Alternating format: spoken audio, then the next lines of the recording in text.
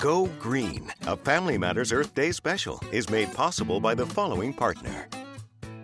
At Providence Health and Services, we're as committed to the health of our planet as we are to the health of our patients. That's why we're doing our part to support sustainability. Providence knows a healthier world makes for healthier people.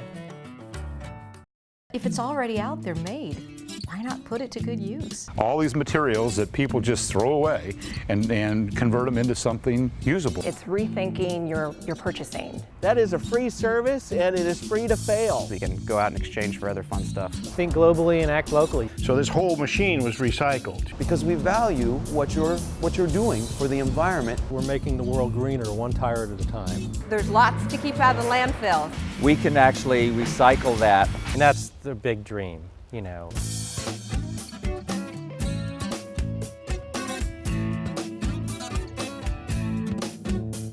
Go Green, a Family Matters Earth Day special. Hello, I'm KATU meteorologist Dave Selesky, and welcome to Go Green. You know, as we're all becoming more Earth conscious, a lot of people are finding new and inventive ways to make their carbon footprint even smaller. In the next half hour, we're going to show you some unique and simple things you can start doing today to help ease the burden on our environment. There's an old saying that one man's trash is another man's treasure. Well, we found someone who was creating artistic treasures as an alternative to sending this off to the recycler.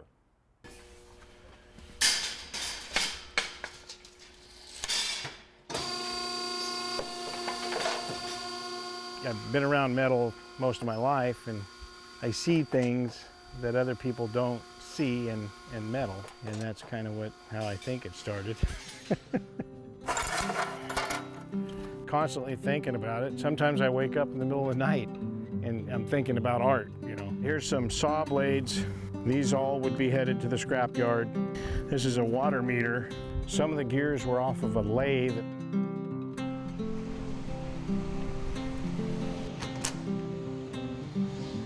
Hi, Terry. Morning, Rick. How you doing? Pretty good. Good to see you. I hear you got some stuff. Yes, we did. We got another batch of meters in. Would you come back and take a look? You bet. All right, let's go on back. He takes all these materials that people just throw away and convert them into something usable with a second life.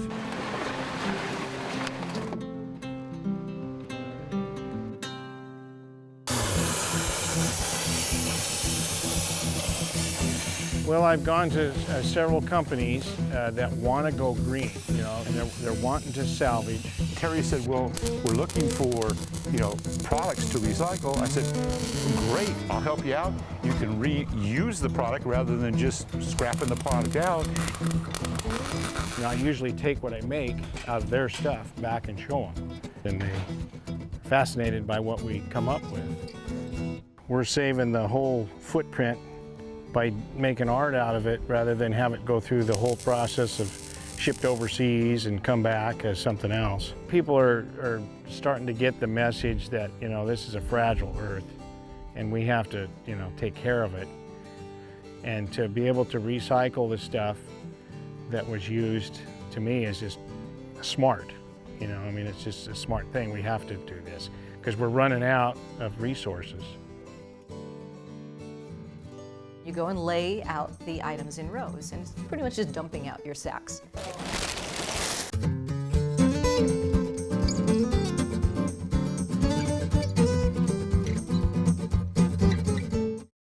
At Providence Health and Services, we are as committed to the health of our planet as we are to the health of our patients. From building to sustainable standards, to composting food waste, from encouraging alternative transportation to work, to safely recycling plastics and other products whenever possible, Providence knows a healthier world makes for healthier people. Providence Health and Services, caring for our communities in all ways.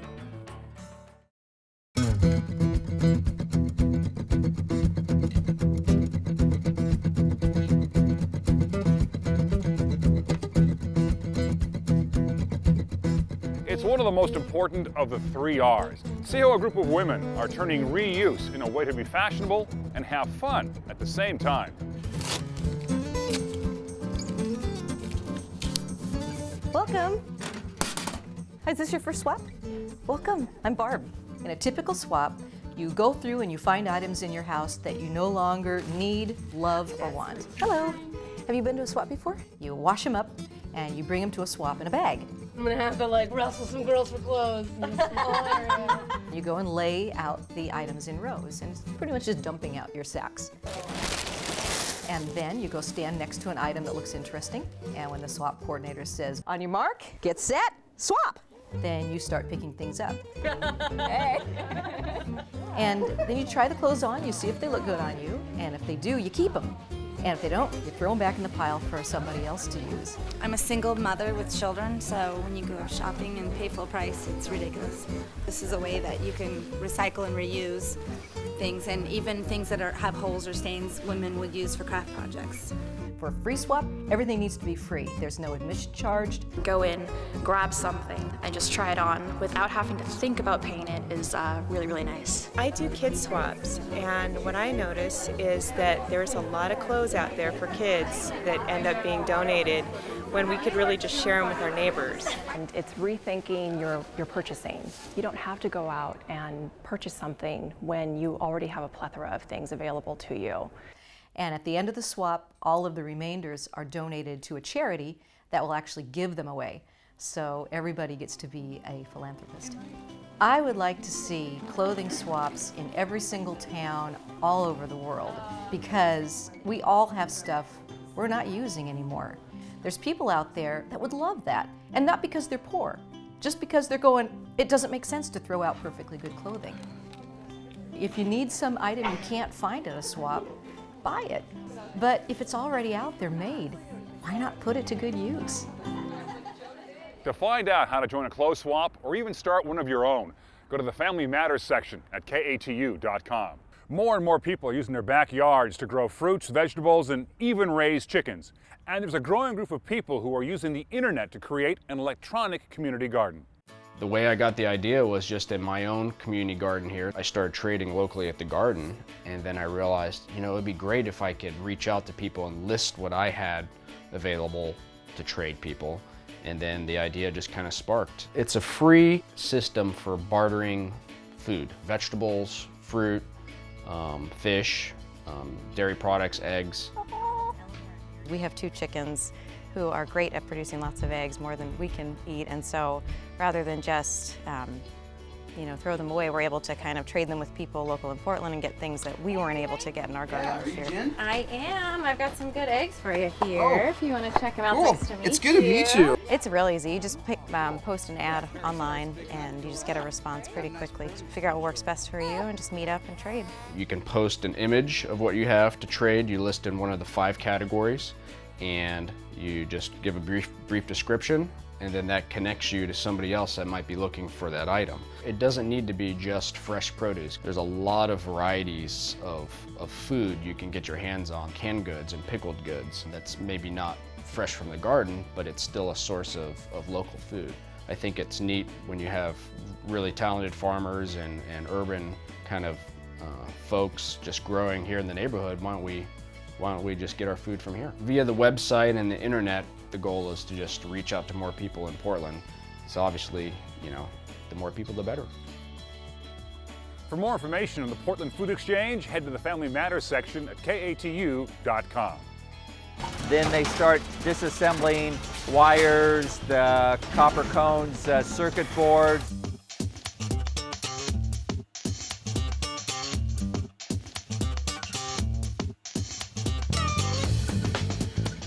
KATU is on your side, and we're proud to be certified by the City of Portland as a Recycle at Work business. From resource reduction methods to recycling initiatives, we're working every day to reduce our own carbon footprint. And watch KATU News for exclusive Green Living segments, stories and information designed to help you live a more earth-friendly life. It's a commitment to the environment that KATU shares with you, and together we can make a difference. KATU is on your side. You know, being retired, changes come easy. No more morning alarm clocks, no more commute, and the only thing you need to work at is staying healthy. One change we're not going to make is our health insurance. What we've always liked about Providence is they're big on preventive care. Providence Health Plans. providing health insurance and peace of mind. We'll be staying with Providence.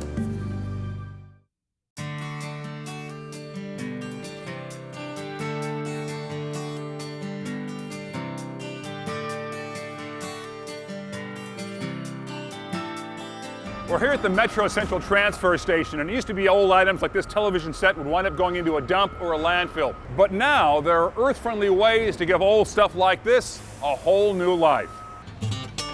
Well, you'll see it in any Goodwill store. There's an explosion of television sets that are the old kind, the kind with the back end. We test it to see if it works. If it works, it goes on the retail floor. If it doesn't sell, it goes behind the floor of the outlet where it's recycled to URT. We take electronic waste that are being discarded by the consumer businesses that are basically at their end of life. Everything from TVs to laptops to computers to printers, cell phones, stereo equipment, anything pretty much with a cord. That's the basic disassembly process of televisions, monitors. They're separating the plastic housing, then they start disassembling wires, the copper cones, circuit boards, pieces of aluminum, metal, and those things get put onto the conveyor. They go down, and someone at the end of the conveyor is sorting that out into different containers to go to different waste streams. What's left over is almost nothing. So these are the CRT tubes that come out of the traditional televisions. So URT is one of the only companies in the United States that has this process. We break them down into the different types of glass. We remove the hazardous materials. There's lead, cadmium, heavy metals that are hazardous to human beings and the environment. We clean this glass and put it into a furnace-ready glass cutlet material that can be sold. Our technology has gotten to a point where we can recover those materials directly from the existing stockpile that's out there and reuse that material to make new consumer electronic devices. So in a way, URT is the 21st century strip miner. We're actually going into the closets to get it and into your garages to get it instead of into the ground. They keep us rolling down the road, but what happens when these old tires wear out? We found a place that puts the grind on these old tires and also creates a safer environment. The truck arrives, it backs up to the conveyor belt. We have a hydraulic system that dumps the tires out on the ground. For the larger tires, we use an excavator to load them onto the belt. Then they go through the first shredder, which makes a single pass, cuts it in 3.5-inch strips. And then it goes into a recirculation system that reduces it further and further until we get it down to a 3-inch chip. And if you look at the pieces, you can see a steel belted radial has wire reinforcing underneath the tread. And so that makes the tires really difficult to tear apart. We'll use magnets to remove the steel, and it goes into a baler. It's sold for scrap metal. And then the size of the material continues to reduce down.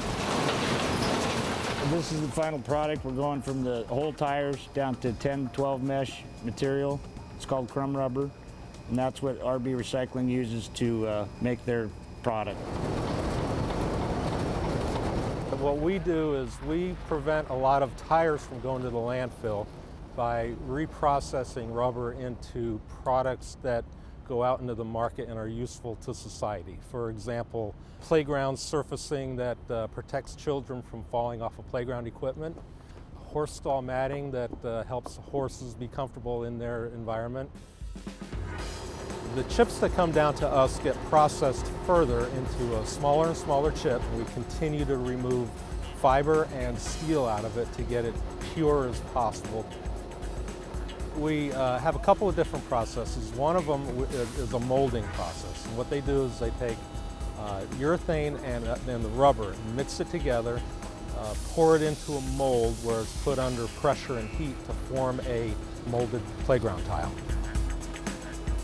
This is the finished product. This is a 4-inch playground tile that will be used, could be anywhere across the country, to go under playground equipment.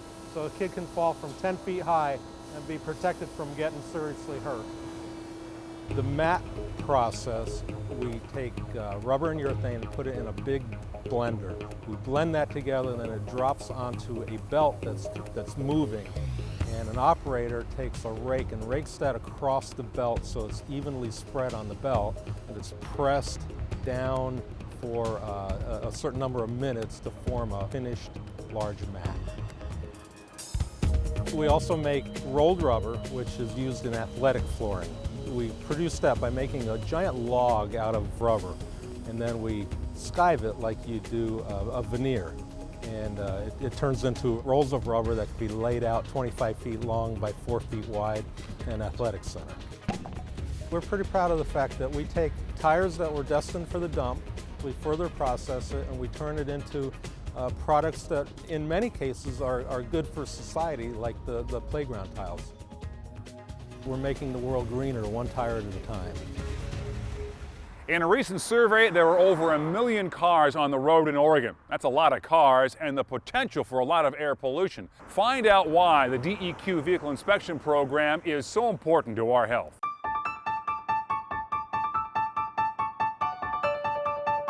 The early days of the program were a lot less elaborate than they are now.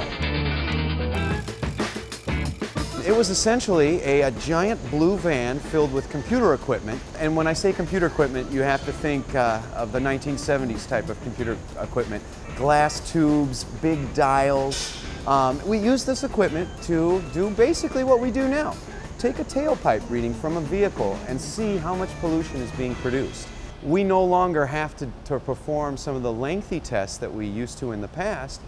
We now have a test that takes under 4 minutes to perform, and it's computer-based, and it gives us a more accurate reading of how a car is performing than we ever had in the past. The fine particulate comes out of motor vehicle exhaust will lodge deep into your lung tissue and can carry poisons into your bloodstream.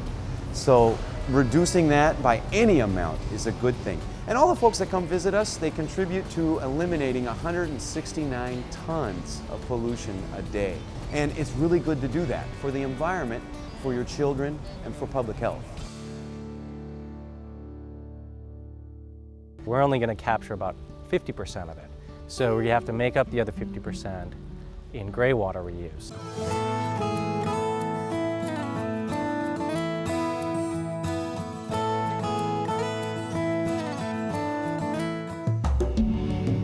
Henry was really sick about a year ago.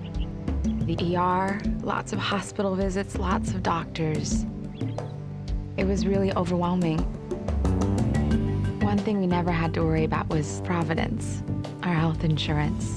They were really there for us. They made us feel safe. Providence Health Plans, providing health insurance and peace of mind. And Henry, he's doing great now. Hi, my name's Carl Grimm from the Metro Natural Gardening Program, and it's spring planting time. I've got this broccoli here I'm going to plant, and we have this cover crop, and cover crop is one of the greatest things that you can do to have your soil protected over the winter. And to get to this point, we have to go all the way back to the fall. I always like to start with weeding the area that had the tomatoes or beans or whatever other summer crops that you had. And then I like to just rake it smooth, get the weeds out, make it a nice flat seed bed. And if you hit a stump from your tomato plant, you can just leave that in there. It'll rot and break down for next year's crop. So the first step is to inoculate the seed that you're going to put in the ground, particularly any seeds in the bean or pea family. They need a little inoculant to help them grab nitrogen from the air to create free fertilizer. And they do it with the help of tiny bacteria, and that's the inoculant. Got some fava beans, some crimson clover. I'm going to make a mixture here. Add some rye. We're going to get it wet. Then we take the garden inoculant, we sprinkle the powder on there, and then we mix it up, and it's ready to plant. And so now we just sprinkle the seed out, and we want to do it a little bit dense because not all of them will make it through the winter. Then you want to cover it up with a thin layer of soil. And voila, cover crop bed. Okay, so here we are. And we have our great cover crop, and the first step here is to cut it up so it will be easier and quicker breaking down in the soil. Okay, so the next step is to dig the cover crop into the soil, and it's just like adding a good layer of compost and a sprinkling of fertilizer. So once you've turned it under, then you want to just smooth your soil out, and then you're ready to plant.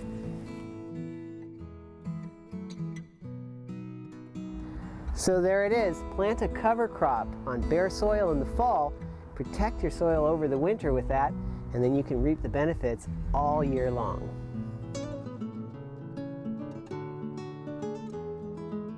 You've probably seen rain barrels like this. Maybe your neighbor's backyard, maybe even you have one yourself. But we're going to show you some people who are taking rainwater harvesting to a whole new level.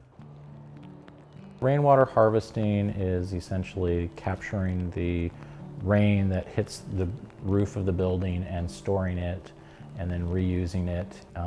Here we're actually using it for drinking water. We've got 3 above grade rainwater cisterns. They're 2,500 gallons each, total of 7,500 gallons. They're a high density polyethylene tank which is rated, NSF rated for drinking water. The way the system works is we've got a metal roof which is required if you're going to treat to potable standards. There's some pre-filtration before the water goes into the tanks. It goes through a 3-stage filtration system down in the basement and then goes to whichever plumbing fixture is calling for water. I wouldn't define it as extreme. I would define it as trying to push the envelope. I think one of the things that's really interesting is that we get really good water quality. And my 8-year-old daughter talks about how she doesn't like going to grandma's house because the water tastes bad there. So I have a green roof on the entire house, and it's great for stormwater management, it's great for carbon sequestering, it's great for the environment, habitat, all the great attributes of it. It's counterproductive for rainwater harvesting. We're only going to capture about 50% of it. So you have to make up the other 50% in gray water reuse. Gray water is water that you collect from your lavatories, you collect from sinks, including the kitchen sink. This is coming straight from the lavatory and the shower and the master bath, and it comes down here and it meets up with water that's coming in from the other bath, and it meets down here and it comes into the tank there. So we're just capturing that little bit before it gets put into the sewer. We basically have 2 plumbing systems on the waste side. We have a black water and we have a gray water system that's running the walls.